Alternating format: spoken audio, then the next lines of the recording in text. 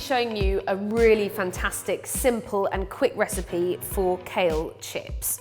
Now, when I was living in Vancouver in North America, I really got into eating kale. It's really, really, really good for us. So it's full of antioxidants and vitamins and fiber and iron and all that good stuff. It's really good for your immune system. But what appeals to me about it more is that it's absolutely delicious. It's bang in season now. And the great thing is it lasts in the fridge. It doesn't go all floppy like various other greens. And when you bake it into these roasted crisps that I'm going to show you, it's addictive.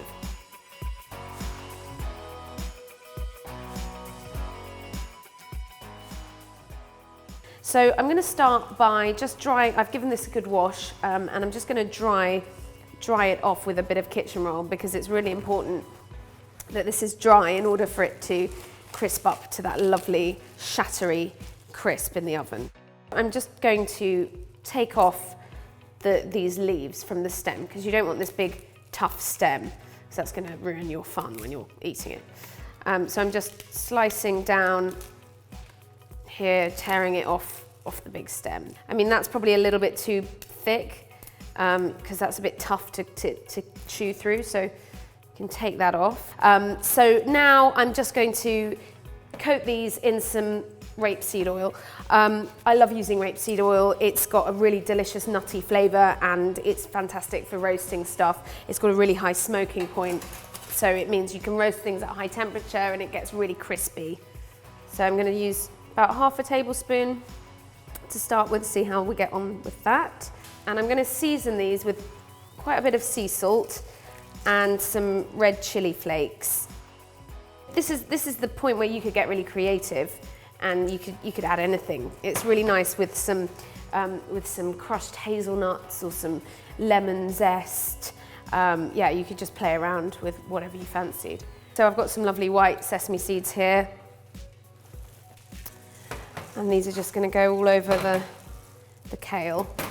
And then you want to massage in the rapeseed oil so that it's coating the leaves. You really don't want them to be sodden, so be careful with how much rapeseed oil you put on, because you don't want soggy leaves, you just want them to be nicely coated in a bit of oil. That's why I've only used half a tablespoon to start with. I think that's going to be fine. Might put in a little bit more sesame.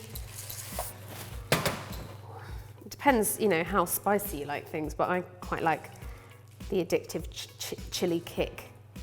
Chili kick. Right, so that's it really. That's as easy as it is. Just pop them into a roasting tray and make sure that you're not piling them on top of each other. They need to be in one single layer really. And I've got the oven preheating to 160, which I think is the perfect temperature for this, but you might need to have a play around with your oven and find your ultimate temperature, because ovens obviously vary quite a lot. And that's it, look at these guys, they look beautiful. So these are ready to go in the oven, so let's put them in. I put them in quite a high up shelf. And put the timer on for, initially I'd put it on for about 12 minutes and see how they're doing after 12 minutes, because you don't want them to brown or to burn in any way. You want them still green. They can go a little bit goldeny brown around the edges, but really you want them to be as green as possible.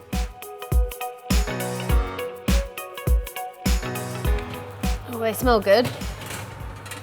Oh, there we go.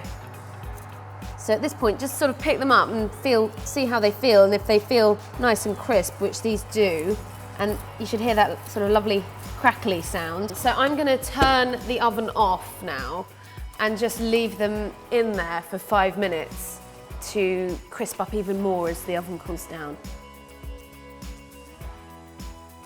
They should be ready. They've just been sitting in the warm oven. Oh yeah, listen to that. Hear that rustle. That's a sign that they're nice and crisp and ready to go. Oh, I'm so ready for this, right. That's so good. I've gone really nutty. I've got the flavour there from the chilli and the sesame and the rapeseed oil. I'm going to devour these in no time. I hope you enjoyed this recipe. Please join us next time. Like it, subscribe, leave us a comment. Let us know what you'd like me to cook. and I'll see you next time.